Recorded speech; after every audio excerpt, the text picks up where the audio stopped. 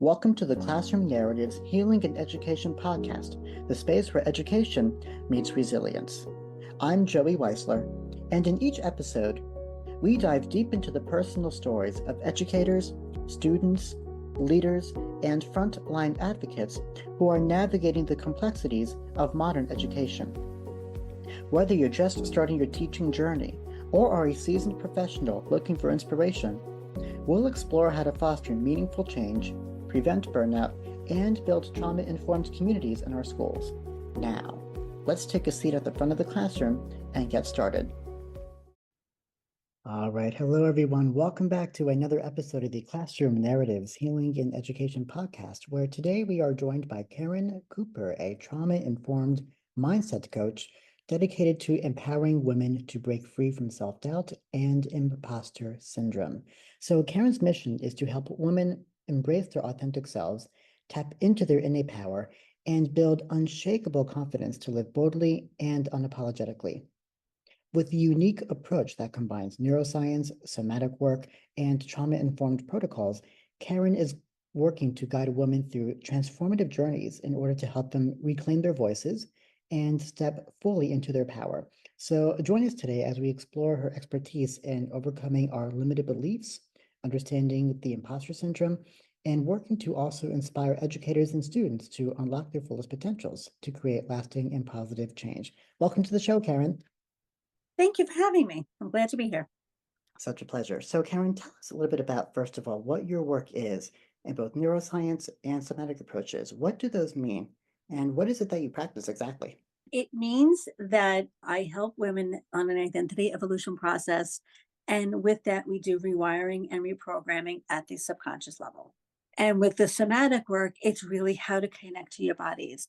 The somatic work involves breath work, meditation, movement of body, I should say, and Mhm. connection to the body in some way, shape, or form, and feeling the feelings until they need to be felt. So, the conversation that was had with trauma therapist Pamela Rosenblum back about a couple weeks ago, back in October 2024, she talks quite a bit about how trauma is rooted in our brains.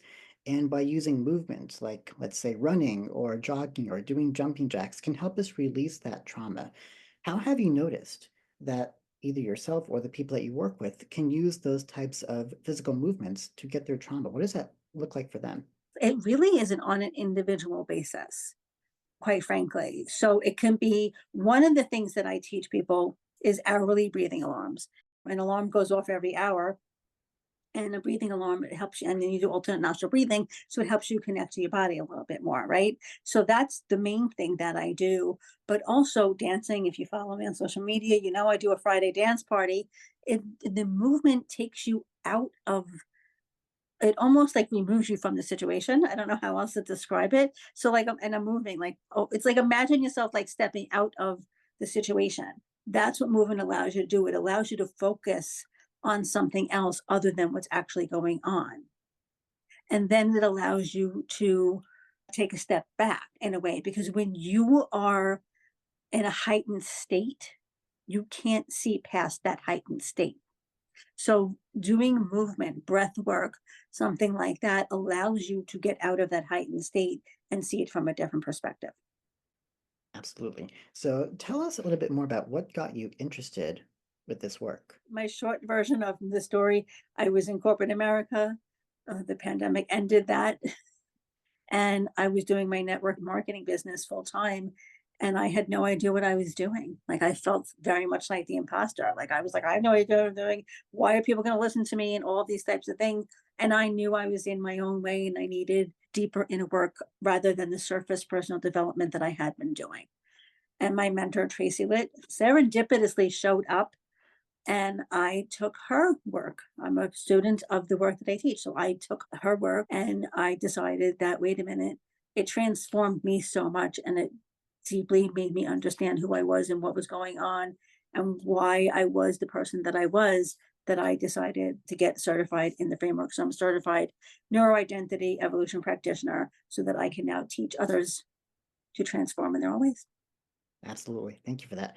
And one thing that you mentioned already is about the imposter syndrome. And I know that it's something that a lot of us in education do tend to struggle with quite a bit. I've struggled with it, and I'll talk a little bit more about that. But to start with, I wanted you to go ahead and just, if you would, define what exactly the imposter syndrome is for our listeners. Imposter syndrome is literally not believing that you're capable of doing something. It's saying to yourself, I don't know why people would listen to me. It's not believing in yourself, quite frankly. It's a lack of self trust. It's just a lot of self doubt, not believing in yourself, not believing that you can do something. Why would people listen to me? You know what I mean? What do I have to offer? Those are the types of things that someone dealing with imposter syndrome would say.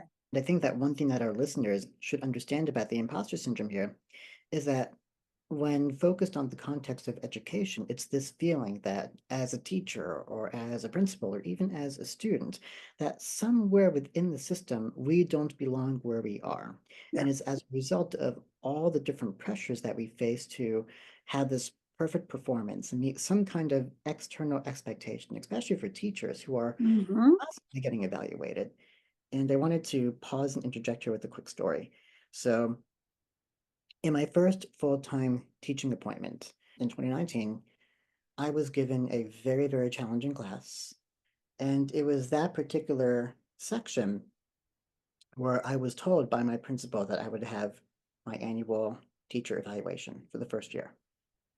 And at the end of that evaluation, he pulls me into his office and he looks at that form that he filled out and he slides it across the desk and he brings it back to himself and he looks at me in the eye and he says, I think you're a good teacher, but I really want you to be a great teacher. And when you hear something like that, when you're trying to live out your dream job, it sticks with you. Yeah. And even 5 years later, it still sticks with you. And so fast forward throughout the half decade, I've been working in the university setting.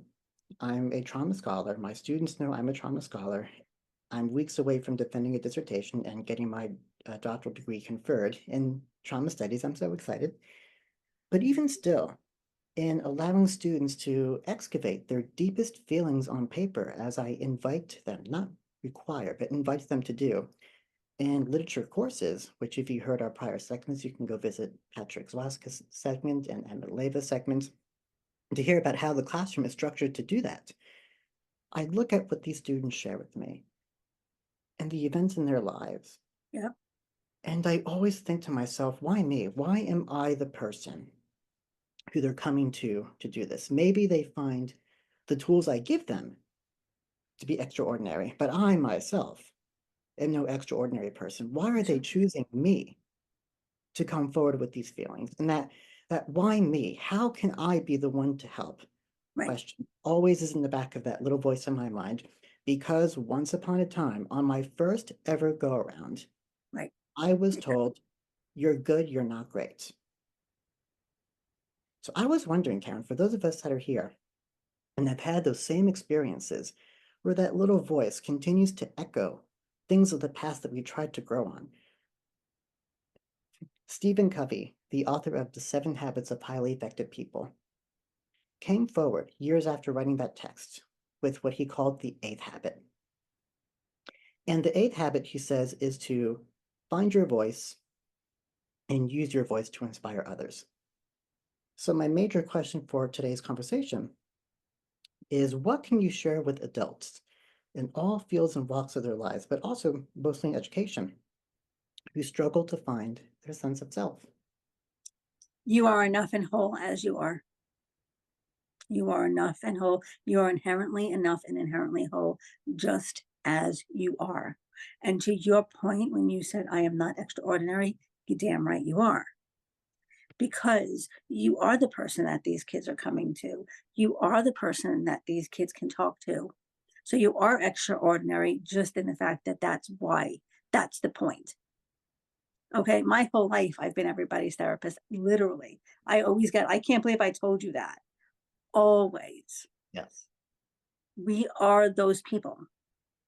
We just are, because we are the chosen ones. Let's just say it that way, right? Because we can infuse our knowledge and our empathy and our humor, and we can infuse our authentic selves into other people, our empathy, all those types of things. So that's why you and I are the chosen ones. And there's other people who are the chosen ones. And I say that, partly jesting as well. You know what I mean? We're all enough and whole as we are. So when that voice says to you, because it's going to happen, because Yeah. inherently we're wired for survival, right? So the self-doubt and the imposter syndrome doesn't go away. I say that with love, but it's the truth. It doesn't ever go away because you're doing a dissertation in 5 weeks. Let's chat in three when it's close and you're like, oh my God, I can't believe it. You know what I'm saying?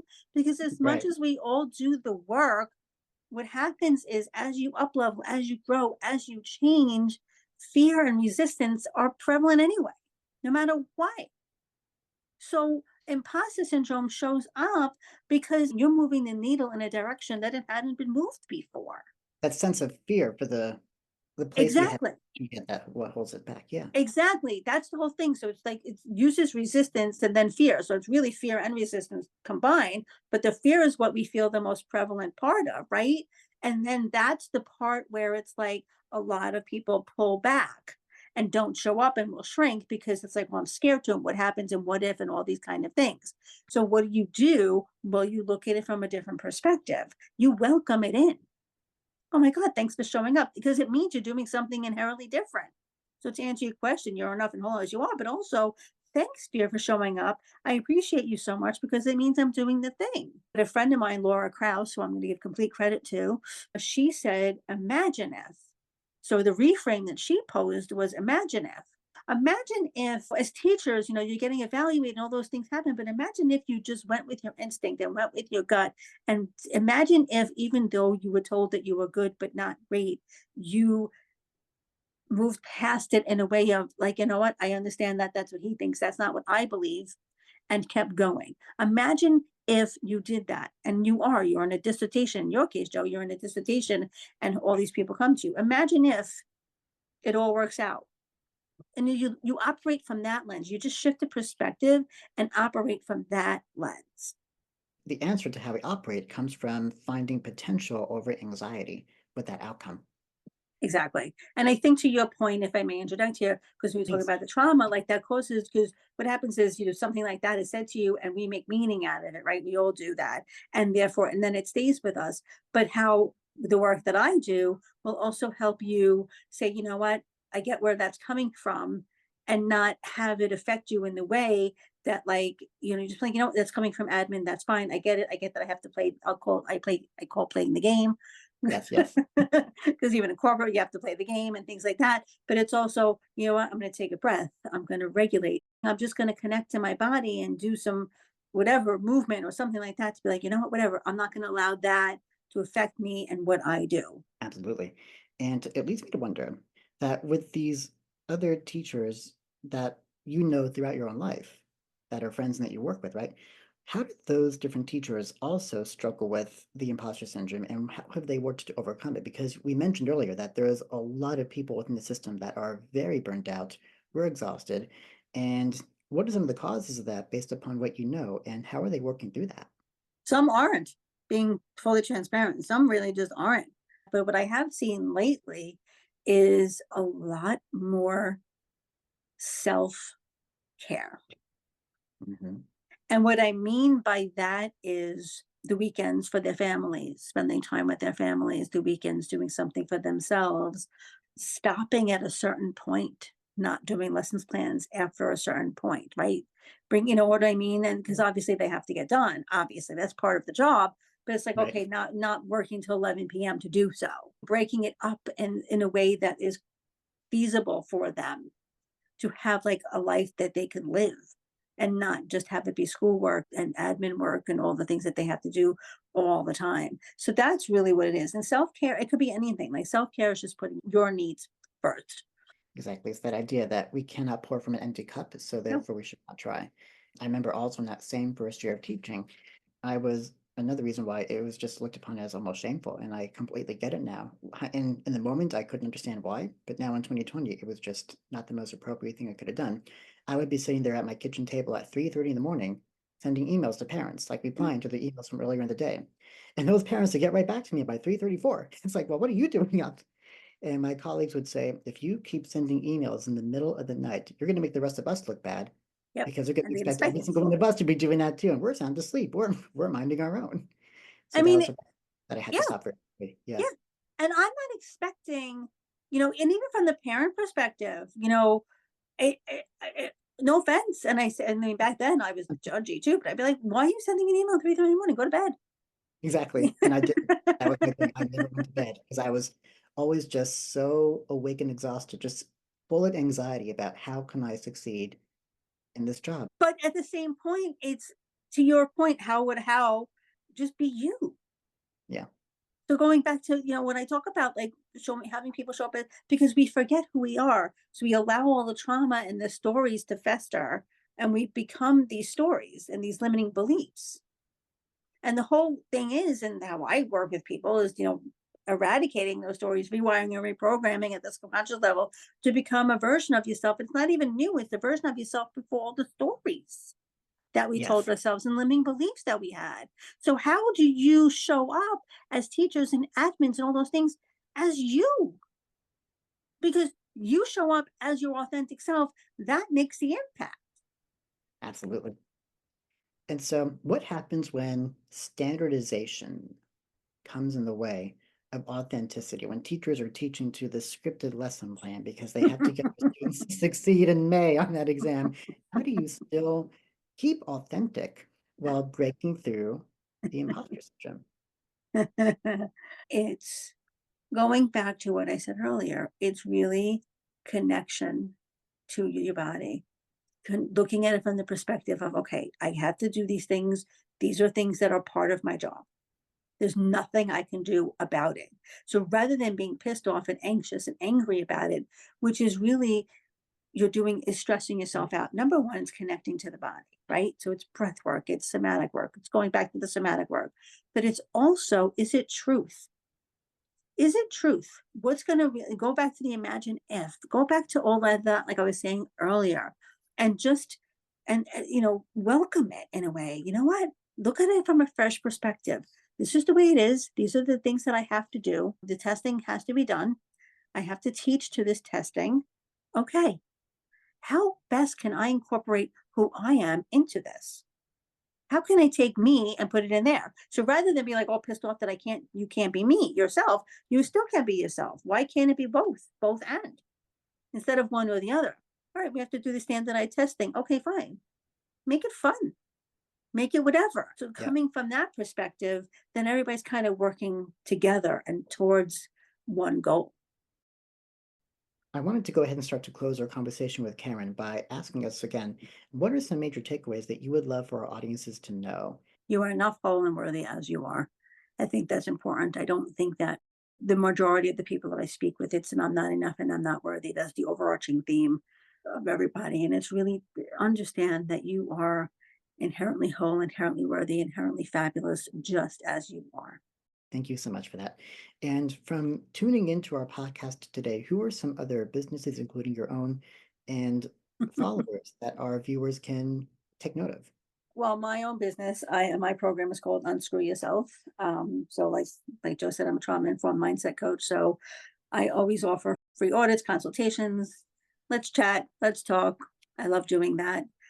I would absolutely be, if you're in the education field, follow my friend Jen Rafferty, and her program is called The Empowered Educator. And she really does a lot of the work, like Joe and I were talking prior to recording about, she works with teachers and admins in the schools. She does the same work that I do. And she focuses on the teachers and admins in schools. So she would be a phenomenal resource. And my mentor, Tracy Litt, she was amazing and she does the inner work as well. So those are three people that I would and Mel Robbins too. Jesse Itzler and Sarah Blakely are two others. So Mel Robbins, Sarah Blakely, and Jesse Itzler are ones that they can follow on Instagram and like LinkedIn and stuff like that. And they're like coaches that I admire and that I follow and really they're a great resource in terms of not just business, but life and how to really make changes and make waves and that kind of thing. By joining our conversation today, Karen and I are hoping that you are able to take away the understanding of what the imposter syndrome is, while also using your own practical toolkits to help overcome self-doubt and embracing authentic leadership within the classroom and within the office as well. And I think, as Caren has emphasized, which I echo alongside her, our educators need to know that they are enough. Our teachers and our principals and even our students all need to know that we are on a journey that self-doubt cannot dim. And in being able to understand what those values mean to who we are as people, we can continue amplifying stories and conversations to help make education better. Thank you again for joining us today, Caren. Thanks, Joe. Thank you for joining us on the Classroom Narratives Healing in Education podcast. If today's episode inspired you or made you think differently, I'd love to hear from you. Drop a comment or review wherever you listen to podcasts and stay connected with us on the @Classroom Narratives podcast over Instagram and Facebook. Remember, together we can transform our scars into stars in education, one conversation at a time.